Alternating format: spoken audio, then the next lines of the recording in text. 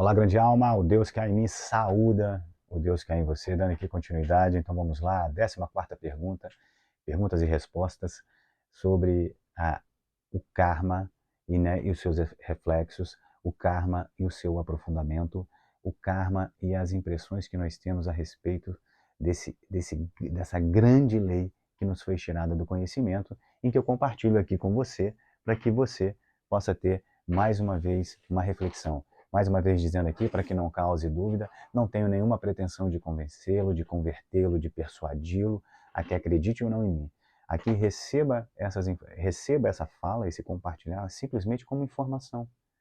Sinta na sua alma, deixe ela refletir, deixe ela reverberar no seu ser, e se eventualmente fizer sentido para você, que você possa, a partir de então, é, é, é, enfim, considerar, estudar, buscar se aprofundar, né? Deixar aí seu comentário se você quiser mais alguma explicação, até mesmo indicações de literatura, porque aqui tem várias ainda mais para cima, então a respeito desse universo, que vai ser um universo muito interessante. Vivemos um tempo onde é indispensável, né, essa iniciação solar, darmos conta desse processo interior, para que a gente possa realmente nos desprender e nos realinhar com a linha da evolução, para que a gente possa sorver e ter mais felicidade do que desafios nessa existência e nas existências vindouras. Então vamos lá. A 14ª pergunta é uma pergunta também que acaba tendo uma decorrência daquilo que nós vimos falando até então, né? Então, vamos lá. Então você pode estar se perguntando, tá, mas se tudo é atuação da lei, né? Se tudo é atuação da lei do karma e de uma força de coação, ou seja, de que existe aquilo que eu estou vivendo não é ao acaso, é uma mera consequência, mas se tudo então é a atuação da lei do karma e de uma força de coação, então a gente não seria escravo, desvalidos do destino, né? A doutrina do karma não será uma doutrina do fatalismo, ou seja, eu estou fadado a viver isso, né? Como muita gente tem. Então, o fatalismo, e a gente vê muito, muito disso. E como é que a gente sabe que o fatalismo está acontecendo? Quando a pessoa diz assim, esse é meu karma, né? E respira e dá aquela lufada de ar como se fosse um peso.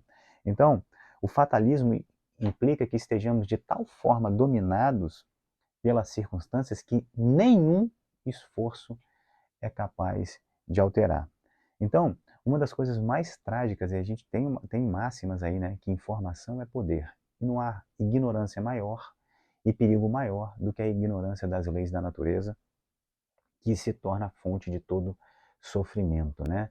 Então, ter um conhecimento pequeno a respeito do karma, se você não se aprofundar a respeito dessa lei natural do karma, a sexta lei do princípio hermético, do Kybalion, a lei da causa e efeito, né?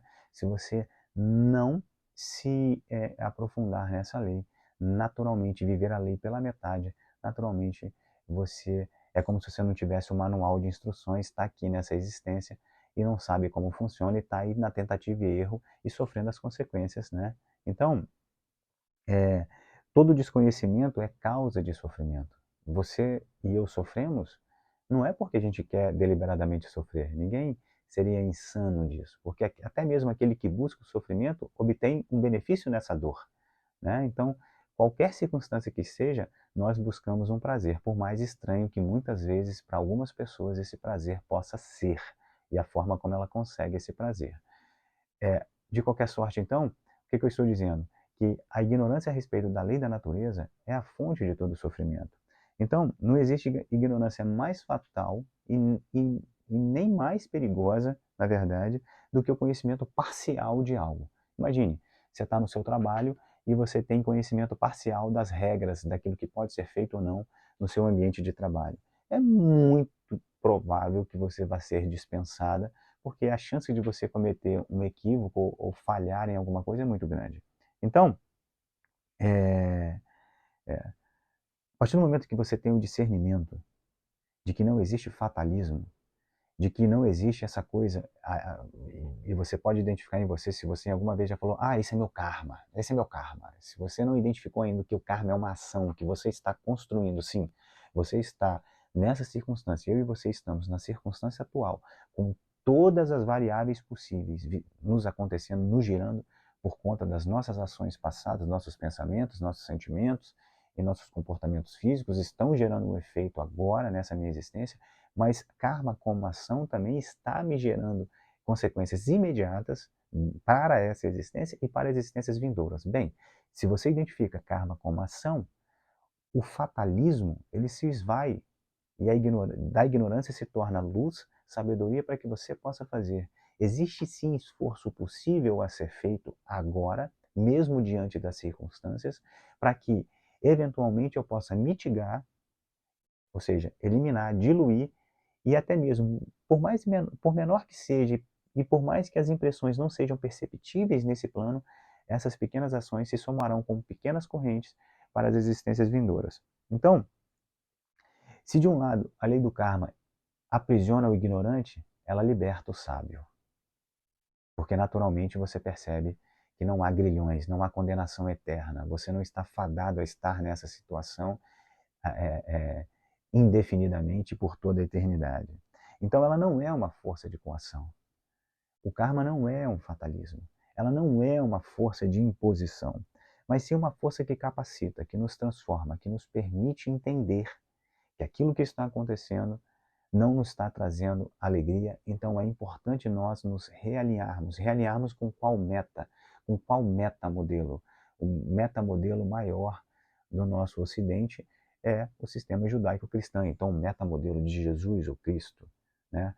Jesus, o ungido. Então, nos permite, nos capacita a entender que por mais que estejamos sofrendo, ou melhor, vivendo as consequências de nossas ações passadas, é possível agora, nesse momento, criar novas ações, seja para diluir, seja para liquidar numa balança, seja mesmo para alterá-las no evento futuro. Então imagine o seguinte, a lei do karma, o nosso karma, digamos assim, numa metáfora, ele não está distribuído numa balança da justiça, né, de equilíbrio, só dos pratos, né? Uma balança, você tem, né, tem dois pratos, né? Você tem dois pratos, cada um de um lado, e se o peso estiver igual, ela fica equilibrada. Mas então a balança do karma, ela não está de uma forma só pesando para um lado, porque existem ações de ambas as formas, ações ruins e ações boas.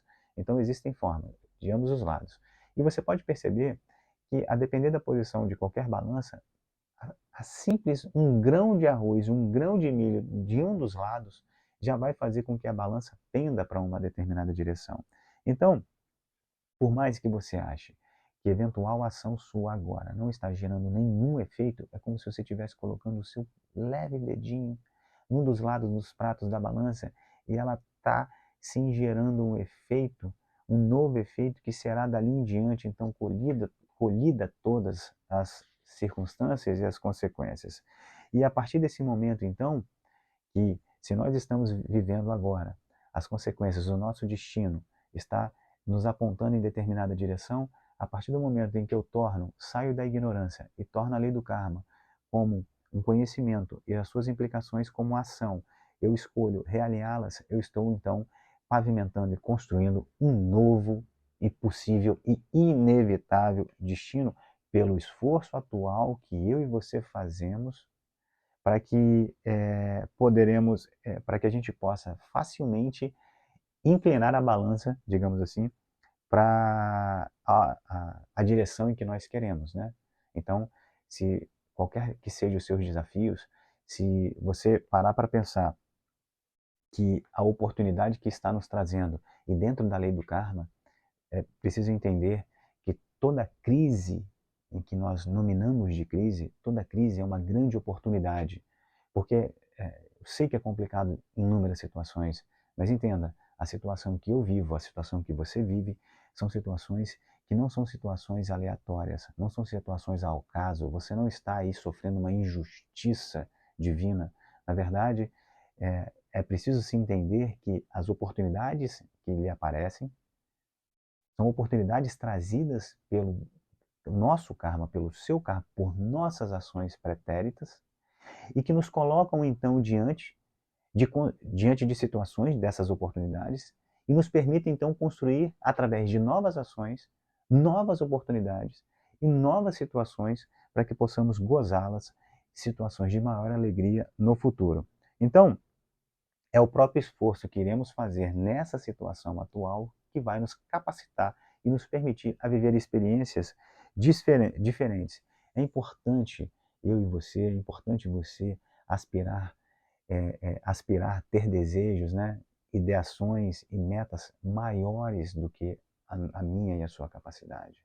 Então, uma das coisas que é um fatalismo também, quando a gente vê nas nossas relações, é assim, isso aí só o Cristo, isso aí só Jesus, isso aí só anjo, isso aí eu, só isso. Não, tem que eliminar isso, tem que ter o discernimento. Esse conhecimento parcial da lei do karma te torna negligente e te torna fadado a permanecer patinando na mesma situação e sofrendo as mesmas consequências.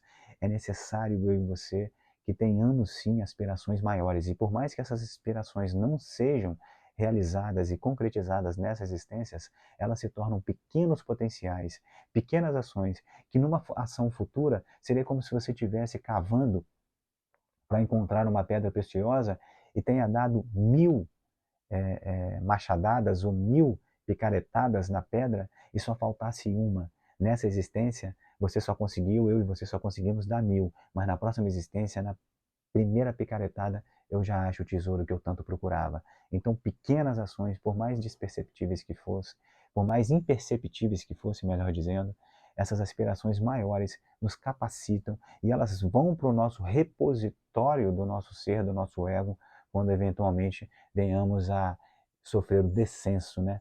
O desencarne dessa matéria biológica. Então, grande alma, o Deus que há em mim, saúde o Deus que há em você e vamos até o próximo vídeo. Tchau, tchau.